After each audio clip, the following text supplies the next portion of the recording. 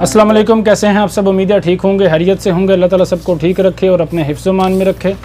अभी बात करेंगे इंश्योरेंस के हवाले से। मेडिकल इंश्योरेंस जो आप करवाते हैं, इकामा रीन्यू करवाने के लिए इंश्योरेंस करवाई जो जवाज़ात से लिंक नहीं थी, तो इकामा रीन्यू नहीं हुआ, डेट गुज़र गई, अभी क्या करना होगा।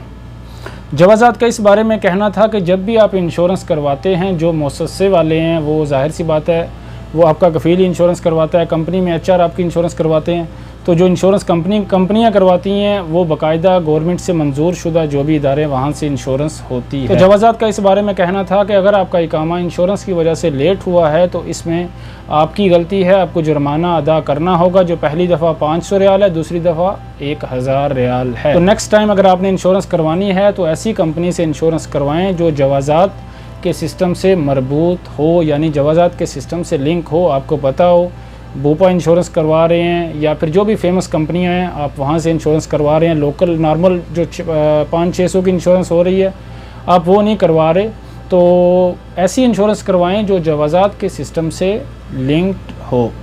इस सूरत में आपको परेशानी नहीं होगी। इसके अलावा मेन बात, जब आप इंश्योरेंस कराते हैं तो फौरी तौर पर अपडेट नहीं होती। ऐसा नहीं है कि आपका इकामा भी आज एक्सपायर होने वाला है, आपने इंश्योरेंस करवाई है तो इंश्योरेंस ओके हो गई है।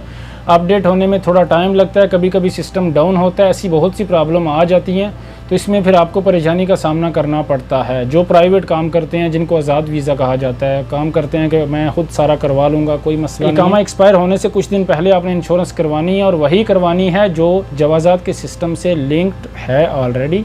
आपको पता है कि भाई ये बूपा इंश्योरेंस है या कोई भी फेमस इंश्योरेंस है, पहले आपने तस्दीक कर लेनी है। मैं दोबारा रिपीट कर रहा हूँ। उम्मीद है आपको डिटेल से समझ आ गई होगी। वीडियो अच्छी लगी हो तो वीडियो को लाइक करें, शेयर करें और चैनल को सब्सक्राइब करना बिल्कुल ना भूलें। अल्लाह ताला आप सबको अपने हिफ्ज़-ओ-मान में रखे। अल्लाह हाफ़िज़।